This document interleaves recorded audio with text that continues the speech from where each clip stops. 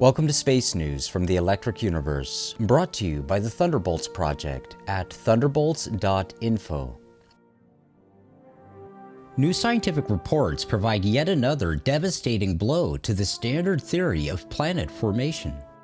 In recent years, we've reported on a stunning series of discoveries that completely confound the more than 2.5 centuries old nebular hypothesis. The electric universe theory has always proposed that planets do not form from accretion in gravitationally collapsing nebular clouds. Rather, the Thunderbolts Project's chief science advisor, Торнхилл, has always proposed two mechanisms of planet formation. One is the formation of planets by the electromagnetic Z-pinch effect along the same filaments where stars are now known to form. And other planets are later ejected from the cores of the gas giants.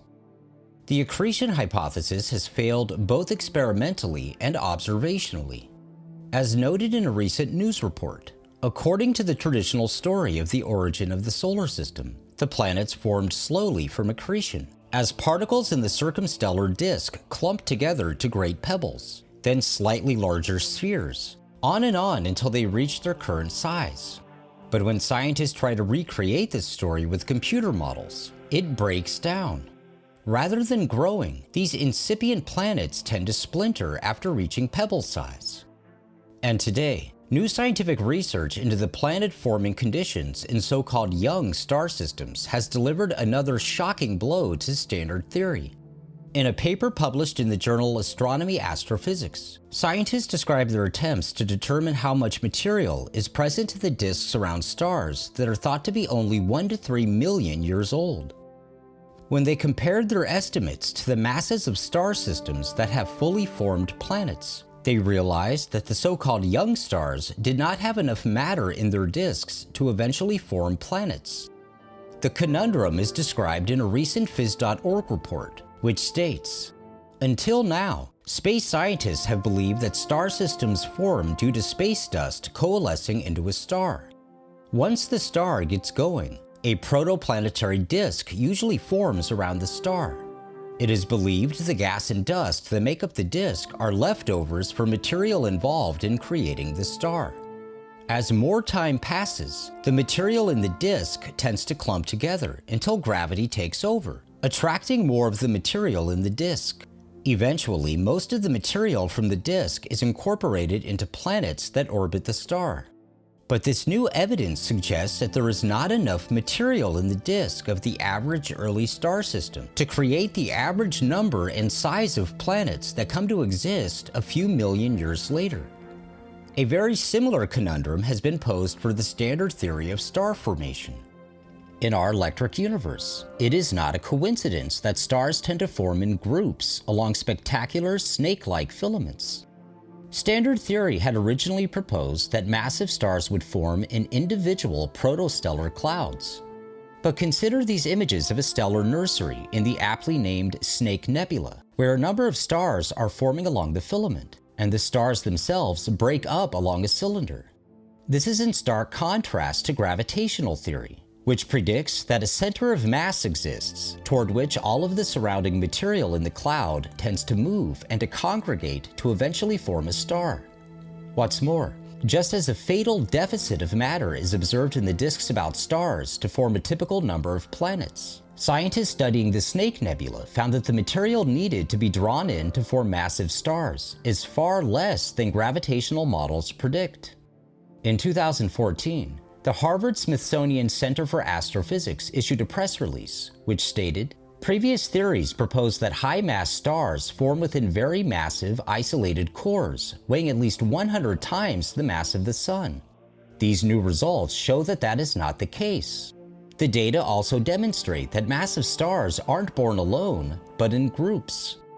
The team also was surprised to find that these two nebular patches had fragmented into individual star seeds so early in the star formation process. They detected bipolar outflows and other signs of active, ongoing star formation. Of course, the detection of bipolar outflows does not match a gravitational infall model at all.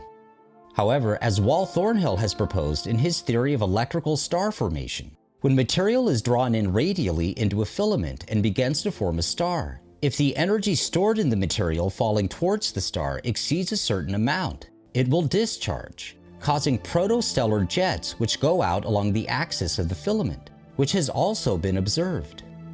Yet another aspect of star formation that fits far better with the electric universe is the astonishing abundance of binary stars, an admitted intractable problem in standard astronomy.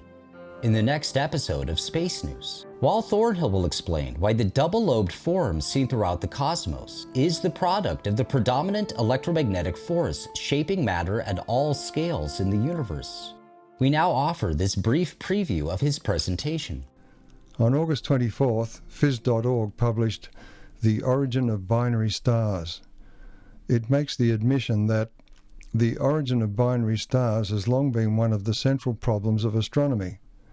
It's been found that protostars and young stars are more likely to be found in binary pairs strung at intervals along a filament inside a molecular cloud. About half of the binaries are in elongated core structures, and they conclude that the initial cores were also elongated structures. One of their most significant major conclusions is that each dusty core of material is likely to be the birthplace of two stars, not the single star usually modelled. This raises the real issue that astrophysicists don't understand how either the filaments or the stars are formed, something the plasma cosmologists have shown for half a century or more. Here's an image taken at sub-millimetre wavelengths of a star-forming core, showing that it contains two young stellar embryos.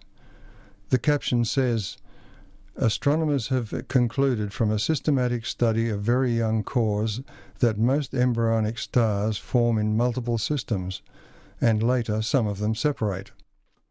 The problem is that astrophysicists are using a gravitational accretion model based on the concept of a centre of mass, which doesn't lend itself to preferentially producing pairs of stars.